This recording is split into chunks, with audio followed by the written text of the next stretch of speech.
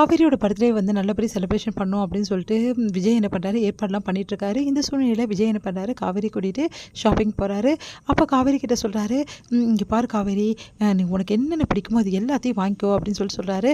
அதை கேட்டு காவேரி எனக்கு எதுவும் வேணாம் அப்படின்றாங்க. இங்கே பாரு காவேரி, இந்த மாதிரி பண்ணாத, இங்கே பாரு உனக்கு பர்த்டே வருதுல்ல, அதை வந்து செலிப்ரேஷன் பண்ணணும்ல, அதெல்லாம் ஒன்றும் வேணாங்க அப்படின்றாங்க. எனக்காக எடுத்துக்க மாட்டியா அப்படின்னு சொல்லிட்டு கோச்சிக்கிறாரு.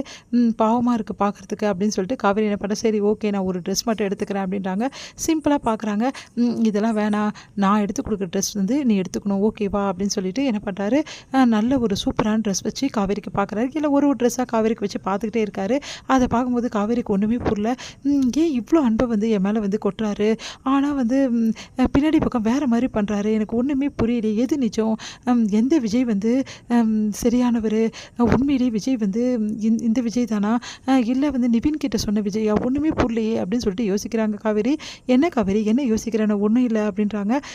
சரி எனக்காக இந்த ட்ரெஸ்ஸை மாற்றிட்டு வந்து காட்டுறியா அப்படின்னு சொன்னோன்னே சரின்னு சொல்லிட்டு காவேரி போட்டு வந்து காட்டுறாங்க. அப்படியே வந்து தன்னை மறக்கிறாரு, கையை பிடிக்கிறாரு, காவேரி கையை அப்படியே வந்து பார்த்துக்கிட்டே இருக்காரு. காவேரி இந்த ட்ரெஸ்ஸில் நீ ரொம்ப நல்லா இருக்க அப்படின்னு சொன்னோன்னே அப்படியா அப்படின்றாங்க. ஆமாம் சரி இந்த ட்ரெஸ் நீ எடுத்துக்கிறியா அப்படின்னு சொல்லிட்டு நிறைய ட்ரெஸ் எடுத்து கொடுக்குறாரு. ஏங்க இவ்வளோ வேணாங்க கொஞ்சம் போதும் அப்படின்னு சொல்லிட்டு சொல்கிறாங்க. சரின்னு சொல்லிட்டு ஓகேன்னு சொல்லிட்டு கிளம்புறாங்க. அடுத்து வந்து காவேரி ஜுவல்ஸ் வாங்கிக்கலாம் உனக்கு அப்படின்றாங்க. இல்லைங்க வீட்டில் இருக்கிற ஜுவல்ஸே நான் போடுறதே இல்லை, நீங்கள் வாங்கி கொடுத்தது அப்படியே இருக்குது, மறுபடியும் எதுக்குங்க அப்படின்னு சொல்கிறாங்க. சரி ஓகே அப்படின்னு சொல்லிட்டு வீட்டுக்கு வராங்க. வீட்டுக்கு வந்து எல்லாருக்குமே வந்து ட்ரெஸ் எடுத்துகிட்டு வந்திருக்கேன்னு சொல்லிட்டு காவேரி காட்டுங்க. என்னம்மா உனக்கு தானே போகிறதுனால எல்லாருக்கும் எங்களுக்குலாம் எதுக்கு, அதுக்காக உங்களுக்கு வாங்காமல் இருக்க முடியுமா, இங்கே பாருங்கள் விஜய் வந்து இந்த ட்ரெஸ்ஸு எனக்கு வாங்கினாரு, ஆனால் உங்களுக்கு நான் வாங்கியிருக்கேன் என்னோட சம்பளத்தில் அப்படின்னு சொல்லிட்டு தாத்தா பாட்டிக்கு ட்ரெஸ் எடுத்து கொடுக்குறாங்க. கொஞ்சம் கூட எதிர்பார்க்காத விஜய் இதே எப்போ வாங்கினேன் அப்படின்றாரு. பின்ன நான் தாத்தா பாட்டி விட்ட முடியுமா, என் தாத்தா எனக்கு செல்லம், அவரை நான் விடுவேனா அப்படின்றாங்க. சிரிக்கிறாங்க எல்லாருமே.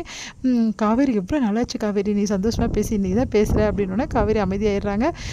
உடனே வந்து விஜய் சொல்கிறாரு, நான் பார்க்கல நீ தாத்தா பாட்டிக்கு ட்ரெஸ் வாங்குவேன் அப்படின்னு சொன்னோன்னே சிரிக்கிறாங்க. அடுத்து வந்து இங்கே என்ன பண்ணுறாங்க, இவங்களாம் சந்தோஷமாக இருக்கிறத பார்த்து ராகினி செமையாக டென்ஷன் ஆகிடுறாங்க. இந்த சந்தோஷம்லாம் எத்தனை நாளைக்கு, இன்னும் கொஞ்சம் நாளைக்கு தான், எப்படியும் இங்கே வெண்ணிலா வந்துடுவா உன் இடத்துக்கு, அதுக்கப்புறம் நீ இந்த வீட்டை விட்டு போக வேண்டியதுதான். வெண்ணிலாவை தான் விஜய் வந்து ரொம்ப விரும்பியிருக்காரு, அதனால் வெண்ணிலாவை தான் வந்து இங்கே வச்சுப்பாரு, உன்னை துரத்தி விட்டுருவாரு, அது கூட தெரியாமல் சந்தோஷப்பட்டுருக்க, படு சந்தோஷப்பட்டுரு, எல்லாம் கொஞ்ச நாளைக்கு தானே அப்படி சொல்லிட்டு ராகினி சந்தோஷப்பட்டு போகிறாங்க. அடுத்து வந்து இங்கே என்ன பண்ணுறாங்க, ரொம்ப டென்ஷனாக இருக்காங்க. யமுனா ஏன் இப்படிலாம் பண்ணுறாரு, நான் ஃபோன் பண்ணாலும் எடுக்க மாட்டேங்கிறாரு, நான் பேசினாலும் பேச மாட்டேங்கிறாரு, நான் என்ன தான் பண்ணுறது, நிவின் நீ இல்லாமல் என்னால் வாழவே முடியாது நிவின், ஏன் நிவின் நீங்கள் புரிஞ்சிக்கவே மாட்டேங்கிறீங்க அப்படின்னு சொல்லிட்டு அழுதுகிட்டே இருக்காங்க. இதெல்லாம் காவேரி அக்காவால் தான், காவேரி அக்காவை நினச்சிட்டு தான் நிவின் வந்து என்ன அவாய்ட் பண்ணுறாரு, காவேரி அக்கா இல்லைன்னு தெரிஞ்சால் கண்டிப்பாக நிவின் வந்து என்கிட்ட வந்துடுவார் அப்படின்னு சொல்லிட்டு யமுனா யோசிக்கிறாங்க. இந்த விஷயத்தை எப்படியும் வந்து நம்ம விஜய் கிட்ட சொல்லியே தீரணும், விஜய் கிட்ட சொன்னால் மட்டும்தான் விஜய் மாமா கிட்ட இந்த விஷயம் வந்து சரியாகும், அவர்கிட்ட சொல்லிட வேண்டியதுதான் அப்படின்னு சொல்லிட்டு முடிவு பண்ணுறாங்க. இங்கே வந்து இங்கே போகிறாங்க காவேரி வீட்டுக்கு. இங்கே வந்து என்ன யமுனா என்ன திடீர்னு வந்திருக்க அப்படின்னோடனே ஒன்றும் இல்லை மாமா அப்படின்றாங்க.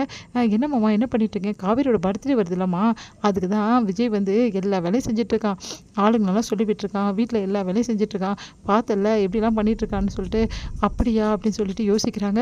இப்போ இந்த டைமில் நம்ம சொன்னால் நல்லா இருக்காது, காவேரி அக்கா பர்த்டே முடியட்டும், அதுக்கப்புறம் காவேரி அக்கா வச்சுக்கலாம் அப்படின்னு சொல்லிட்டு போகிறாங்க. என்ன இவனா ஒன்றும் சொல்லாமல் போகிறேன், இல்லை காவேரி அக்காவை தேடி தான் வந்தேன், உள்ளே இருக்காளே அப்படின்னு சொல்லி சொன்னோன்னே, இல்லை பரவாயில்ல இருக்கட்டும், நான் அப்புறம் பார்த்துக்கிறேன் அப்படின்னு சொல்லிட்டு கிளம்பிடுறாங்க. என்ன இவ வர்றா எதுவுமே சொல்லாமல் போயிடுறா, எதுக்காக வந்தா அப்படின்னு சொல்லிட்டு யோசிச்சுட்டு இருக்காங்க. தாத்தா கிட்ட வந்து விஜய் சொல்கிறாரு, அவள் பிரச்சனை என்னன்னு எனக்கு தெரியும், நான் பார்த்துக்கணும் தாத்தா விடுங்க அப்படின்னு சொன்னோன்னே சரின்றாரு. அடுத்து வந்து இங்கே என்ன பண்ணுறாரு, விஜய் வந்து காவேரியோட பர்த்டேக்கு தேவையான எல்லாம் எப்படி சூப்பராக பண்ணிகிட்ருக்காரு. அதே மாதிரி ஆஃபீஸ்க்கு ஃபோன் பண்ணி இந்த மாதிரி காவேரிக்கு கொடுக்க வேண்டிய வெளியில் இன்டீரியர் ஒர்க்லாம் ரெடி ஆகிடுச்சா அப்படின்னு சொல்லிட்டு கேட்டுட்ருக்காரு. சார் ரெடி ஆகிட்டே இருக்கா, அதெல்லாம் தெரியாது, காவேரியோட பர்த்டே அன்றைக்கி நான் ப்ரெசென்ட் பண்ணி ஆகணும், அதனால் நீங்கள் எல்லாமே ரெடி பண்ணிடுங்க அப்படின்னு சொல்லிட்டு அவங்களுக்கு வந்து இன்டிமேஷன் கொடுத்துட்ருக்காரு. ரொம்ப சந்தோஷமாக இருக்கார் விஜய். இதோட முடியுது.